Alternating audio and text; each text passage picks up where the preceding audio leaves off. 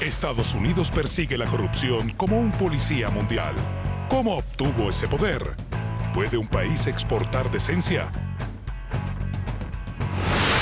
Las fuerzas oscuras que mueven los mega eventos deportivos dejan su huella.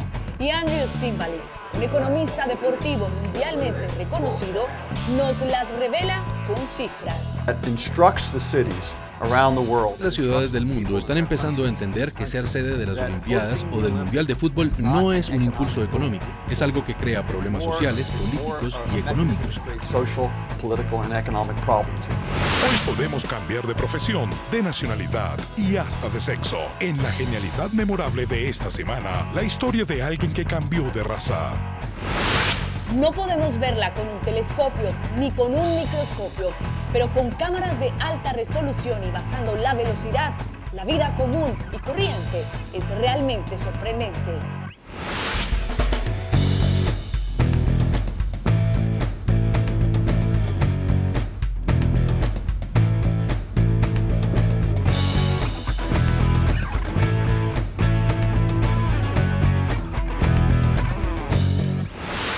Bienvenidos, soy Moisés Naín desde Washington, encantado de estar de nuevo con ustedes. El mundo está plagado de corrupción, eso es una afirmación que no sorprende a nadie. Pero algunos casos son demasiado descarados, abiertos y sin tapujos de ningún tipo. Y nadie hace nada. Un buen ejemplo de esto es el caso de la FIFA, la organización que gobierna el fútbol mundial a nivel internacional.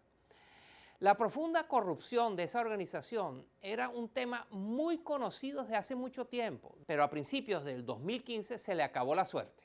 La desenfrenada corrupción de la FIFA finalmente tuvo consecuencias. En el caso de la FIFA, como en muchos otros que les mostramos a continuación, Estados Unidos ha adoptado un papel de policía internacional anticorrupción.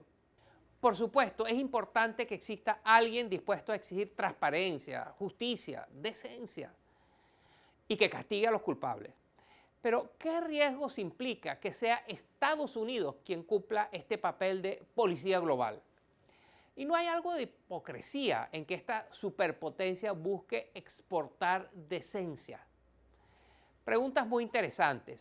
Se las respondemos en el siguiente reportaje.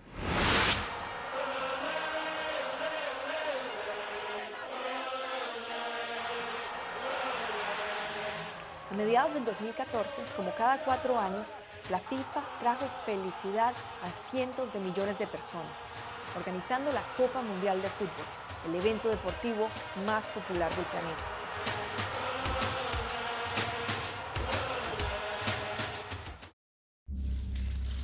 Solo un año después, la FIFA pasa por el peor momento de su historia. A finales de mayo, la fiscal general de Estados Unidos, Loretta Lynch, hizo un anuncio que fue reproducido en medios de todo el mundo. Hemos presentado cargos y detenido a varios individuos como parte de nuestra larga investigación sobre el soborno y la corrupción en el mundo del fútbol. Por pedido del Departamento de Justicia de Estados Unidos, autoridades suizas arrestaron esa mañana en Zúrich a un grupo de altos funcionarios de la FIFA.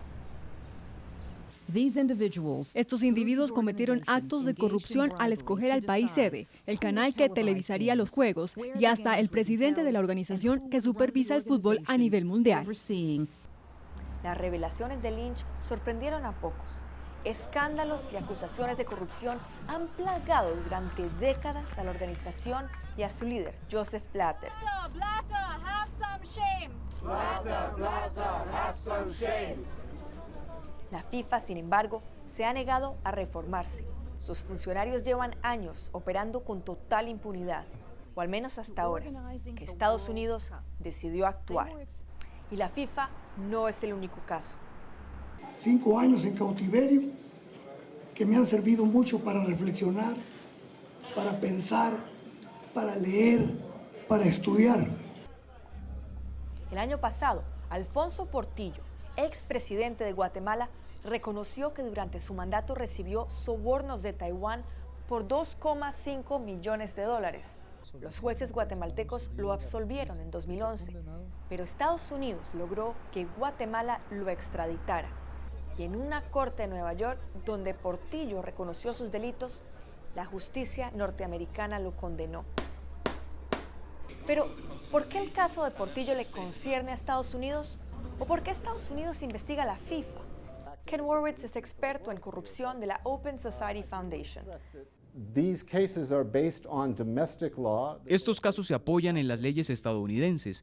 Parten del hecho de que el soborno, el lavado de dinero y la corrupción que se alega en el caso de la FIFA ocurrieron a través de las instituciones y el sistema financiero de Estados Unidos. Aquellos que utilizan o se benefician de las instituciones financieras de Estados Unidos deben también ceñirse a sus leyes, incluyendo las leyes anticorrupción. HSBC, el banco británico, pagó en 2013 una multa de casi $2.000 millones a la justicia norteamericana. El motivo de la multa: no implementar controles para evitar el lavado de dinero, negligencia que benefició a narcotraficantes y a terroristas. $2.000 millones son una cifra astronómica, pero HSBC, al pagarlos, esquivó un proceso criminal que ha podido prohibir las operaciones del banco en Estados Unidos. Y Washington sigue aumentando la presión.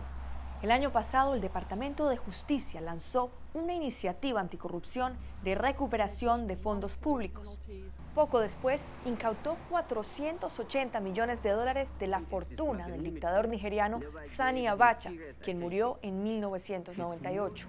Y Abacha es solo uno en una larga lista de presidentes y altos funcionarios, como el expresidente de Taiwán, Chen Shui-bian, el de Nicaragua, Arnoldo Alemán, y el vicepresidente de Guinea Ecuatorial, Teodoro Obiang, cuyo dinero robado ha sido confiscado por el Departamento de Justicia.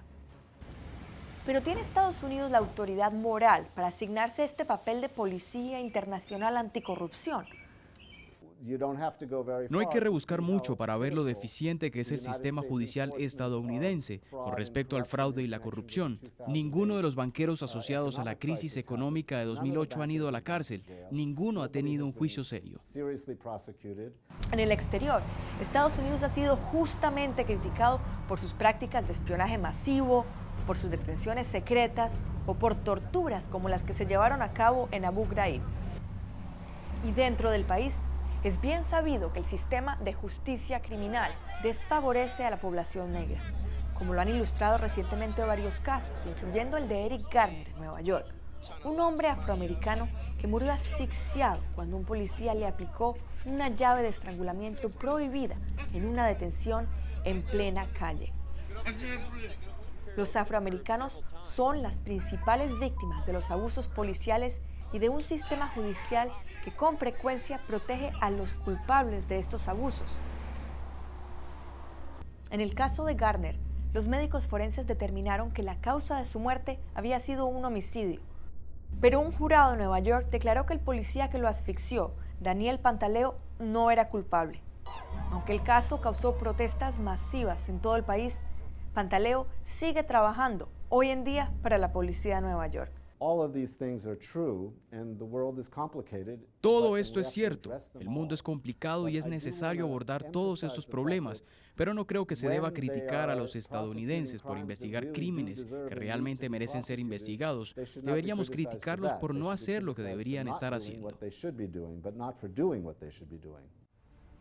Y al menos en la lucha global contra la corrupción, como lo demuestra el caso de la FIFA, la justicia de Estados Unidos ha logrado castigar a muchos que se creían intocables. Como en tantas otras áreas, las actuaciones de Estados Unidos como policía del planeta están llenas de contradicciones. Pero quizás eso sigue siendo mejor que un mundo en que los corruptos actúan con total impunidad. Si le interesan los escándalos de corrupción de la FIFA, sin duda le va a interesar mi conversación con Andrew Zimbalist, un economista del deporte, que nos hablará de las consecuencias económicas de ser el país sede de un mega evento deportivo, como las Olimpiadas, por ejemplo, o la Copa del Mundo. Muy interesante. No se vayan.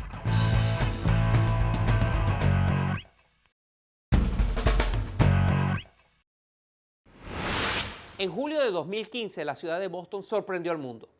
Su alcalde anunció que retiraba la postulación de su ciudad para ser sede de los Juegos Olímpicos del año 2024. No es lo normal. La competencia para ser el anfitrión de los más grandes espectáculos deportivos del mundo, como dije, los Juegos Olímpicos o el Campeonato Mundial de Fútbol, son muy ansiados, son muy buscados por países, por ciudades. La justificación es que estas inversiones generan empleo, ayudan a los negocios locales, impulsan la economía. Sin embargo, nada de esto termina siendo cierto. Años después, los colosales estadios, a veces totalmente abandonados, son lo único que queda de la gloria olímpica. Tenía razón el alcalde de Boston cuando declaró que recibir la antorcha olímpica era poner en peligro el futuro financiero de sus ciudadanos. Pocos pueden ayudarnos a entender esta pregunta mejor que mi invitado de hoy. Se llama Andrew Zimbalist y es uno de los más reconocidos economistas de deporte en todo el mundo. Zimbalist es profesor de Smith College y ha publicado 23 libros sobre deporte y economía.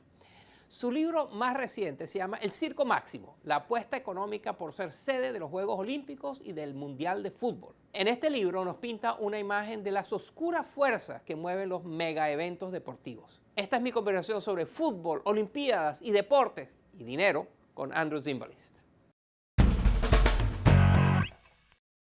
Las Olimpiadas y la Copa Mundial de Fútbol. Estamos hablando de grandes eventos deportivos que tienen por detrás a grandes organizaciones deportivas. Algunos los llaman grandes carteles deportivos. La FIFA, en el caso del fútbol, y el Comité Olímpico Internacional. Cuéntenos cómo nacieron y qué pretendían estas organizaciones. Bueno, el Comité Olímpico Internacional se formó en 1894 con el propósito de promover el deporte, integrarlo con la educación y juntar las naciones del mundo en un entorno de paz. La FIFA se creó varios años más tarde. Se trata de organizaciones con orígenes humildes que tenían metas e ideales muy nobles, pero con el tiempo, a medida que se hacían más populares y se veían influenciadas por la comercialización, se fueron llenando de corrupción. En ambos casos estamos hablando de monopolios internacionales, lo cual significa que no son regulados por organismos nacionales. Sin embargo, a pesar de los costos, de las deudas, de la corrupción, las ciudades hacen todo lo que pueden para tratar de ser la sede de las Olimpiadas o de la Copa Mundial de Fútbol. Lo que sucede tanto con el Comité Olímpico como con la FIFA es que cada 4 años organizan una competencia internacional en la que ciudades y países alrededor del mundo compiten entre sí por ser el país o la ciudad sede de estos mega eventos deportivos. Así los precios suben y suben y suben. Le voy a mostrar lo que dicen dos políticos que tienen opiniones diametralmente opuestas con respecto a la validez e importancia de ser la sede de estos Juegos Mundiales. Miren. Me niego a hipotecar el futuro de la ciudad. Me niego a obligar a Boston a asumir gastos que excedan el presupuesto para los Juegos. Y me niego a firmar una garantía que dispone del dinero de los contribuyentes para costear los Juegos Olímpicos. Colombia debería postularse como organizador y anfitrión del Mundial 2026. La meta es superar la pobreza, generar empleo y consolidar la paz a través del deporte, en este caso, a través del fútbol. Dos opiniones muy contrastantes. ¿Usted quién cree que tiene razón? Marty Walsh, the mayor of Boston, learned his lesson. Digamos que el alcalde de Boston, Marty Walsh, aprendió la lección. Boston iba a representar a Estados Unidos ante el Comité Olímpico Internacional, pero Walsh se negó a firmar un acuerdo financiero que obligaba a la ciudad a cubrir cualquier gasto que excediera el presupuesto acordado para las Olimpiadas. El alcalde decidió proteger a los contribuyentes de Boston. En Colombia, antes de impulsar la idea de que la Copa Mundial va a eliminar la pobreza y sacar adelante al país, yo alentaría a los colombianos a que fueran a Río, a Manaos, a Sao Paulo, a Brasilia, y vean lo que ha pasado después de la Copa Mundial de 2014.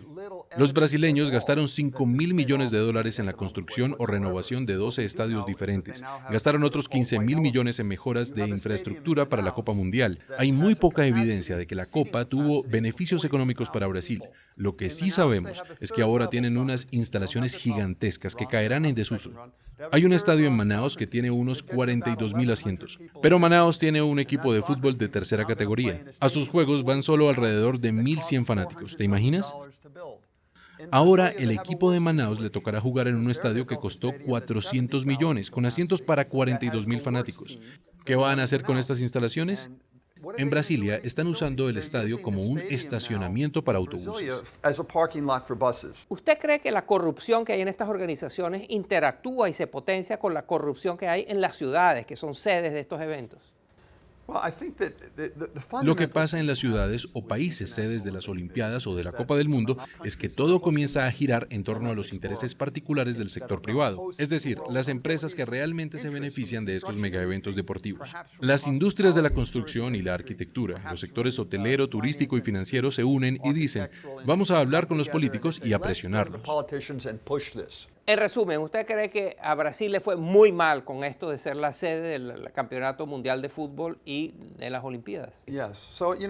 Sí, lo que muchas personas no saben es que para construir todos estos estadios, infraestructura, carreteras y estacionamientos, hay que desplazar a las comunidades aledañas. Muchos residentes de las favelas de Río de Janeiro han sido desalojados de sus hogares y hay mucho resentimiento por esto. ¿Sabe lo que me llama la atención de nuestra conversación? Que no hemos hablado de deportes, no hemos hablado de los atletas, no hemos hablado de los fanáticos de estos deportes. Hemos hablado de política, de dinero, de corrupción. ¿Qué cree usted que hay que hacer para volver a poner a los atletas, a los deportes, a los seguidores en el centro de esta conversación? Bueno, no hay una solución sencilla ni inmediata, pero yo creo que vamos por buen camino. Y es que las ciudades del mundo están empezando a entender que ser sede de las Olimpiadas o del Mundial de Fútbol no es un impulso económico, es algo que crea problemas sociales, políticos y económicos y deudas gigantes. Una vez eso sea algo aceptado y las ciudades y los países ya no quieran competir por ser la sede, podemos tener una conversación sobre escoger un solo lugar, tal vez Atenas, donde se celebren los Juegos cada 4 años y se tengan que construir estadios una sola vez. Circus Maximus, el último libro del profesor Andrew Zimbalist, un experto en la economía, en la política y en la corrupción que muchas veces acompaña estos grandes eventos deportivos, las Olimpiadas o la Copa Mundial de Fútbol. Muchas gracias, profesor. Muy amable, gracias. Y ahora regreso a nuestra genialidad memorable. Una mujer que quiso cambiar de raza. Increíble. No se vaya.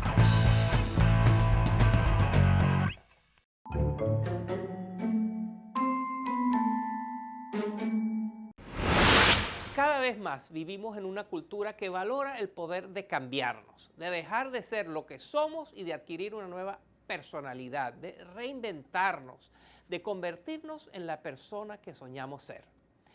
Para algunos, esto significa estudiar en la universidad para entrar a una nueva profesión diferente. Para otros significa hacer dieta y ejercicio para tener una transformación física o someterse a la cirugía plástica. Pero la protagonista de nuestra genialidad memorable de esta semana decidió que quería un cambio mucho más drástico. Quería cambiar de raza. Se llama Raquel Dolezal y era una estrella en auge en la comunidad afroamericana de Spokane, en el estado de Washington, en Estados Unidos.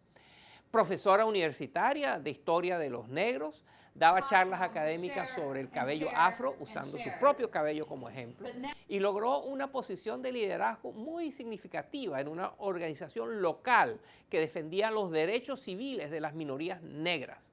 Todo iba muy bien, pero a pesar de todos sus logros, los aplausos, los reconocimientos que recibía la señora Dolezal, sus padres no estaban tan orgullosos de ella. Así que dieron una entrevista en televisión que le echó la vida a perder a este personaje. No, ciertamente estos dos señores no parecen los padres de una reconocida activista de raza negra. Pues no lo son. Nuestra hija es de origen alemán y checo, es de ascendencia europea. Ella es blanca. Y para comprobarlo, compartieron fotos de la infancia de Dolezal, que se veía muy diferente cuando era niña. Durante años, en solicitudes de empleo y en documentos universitarios, Raquel Dolezal se ha declarado mestiza, mitad negra y mitad blanca. Pues en Estados Unidos hay muchos programas y becas que le dan cierta preferencia a las personas de minorías étnicas. La revelación de sus padres de que todo su árbol genealógico es de raza europea blanca ha generado mucha confusión en su comunidad. Ella, sin embargo, no lo ve así. Ella no entiende cuál es el problema. Me preguntaba si tu padre es realmente un hombre de raza negra. Es una pregunta muy... no sé lo que estás insinuando. ¿Tú eres afroamericana? No entiendo la pregunta. No importa qué tan directa sea la pregunta, a Raquel Dolezal no le interesa responder. Solo quiero hacerte una pregunta muy sencilla. ¿Eres una mujer de raza negra? Yo me identifico como negra, incluso cuando era niña me dibujaba con crayones color café.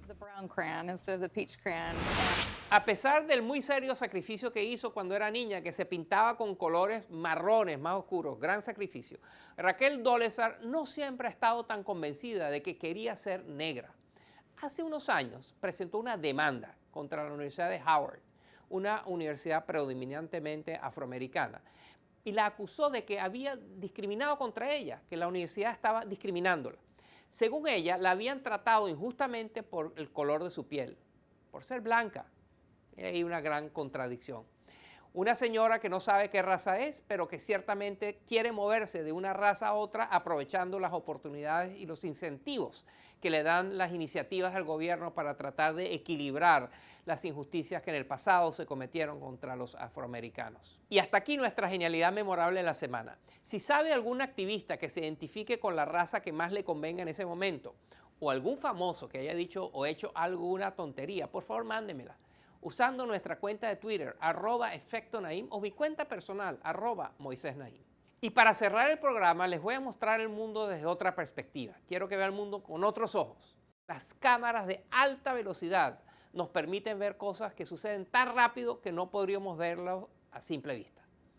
Estas cámaras son cada vez mejores, cada vez más impresionantes, y las imágenes que capturan nos revelan un mundo inimaginable y nos sorprenden. Miren. Pueden correr a una velocidad de hasta 64 kilómetros por hora. Pero, ¿cómo? Despegan todas las patas del suelo al mismo tiempo, una a la vez, dos a la vez. En el siglo XIX, ese era el gran enigma de los aficionados a la equitación. En 1880, el inglés Edward Muybridge se propuso resolver el misterio. Tomando fotos en secuencia de un caballo a trote con varias cámaras, Muybridge logró resolver todas las dudas. Sí había un instante en que el caballo no apoyaba ningún casco en el suelo, pero nada de patadas extendidas y caballos voladores. Las recoge hacia el centro de su cuerpo en medio del galope. Desde entonces hemos logrado grandes avances en la fotografía de alta velocidad. Esa ciencia de capturar más de 250 imágenes por segundo. El caballo pudo haber sido el primero, pero no es el único protagonista de la cámara lenta. Mueve sus alas alocadamente, unas 55 veces por segundo, pero observen su cabeza. Con una cámara de alta velocidad, los científicos demostraron que los movimientos coordinados de cola y alas dan al picaflor una absoluta estabilidad. Aseguran que construir drones con cola los haría más estables y hasta flotar como el picaflor. Para aquellos no tan interesados por la zoología, la cámara lenta también tiene sus encantos. Gracias a esta tecnología, ahora sabemos de dónde viene ese olor peculiar que sigue un buen aguacero. Gotas de agua que al caer al suelo sueltan un aerosol único que invade el aire. Hablando de cómo se comportan los líquidos, ¿sabía cuán lejos puede llegar un estornudo? A cualquiera se le quitan las ganas de estornudar sin taparse la boca.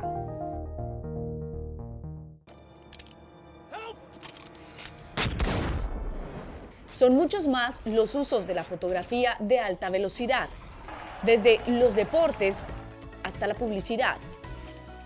Pero quizás su mejor uso es que nos dejan ver lo impresionante en lo mundano.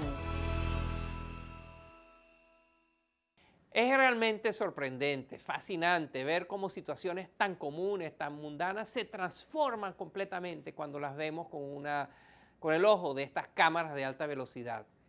Un nuevo mundo que se nos revela gracias a la tecnología. Hasta aquí el programa de hoy. Gracias por estar con nosotros. Espero que les haya gustado y que nos veamos la semana entrante.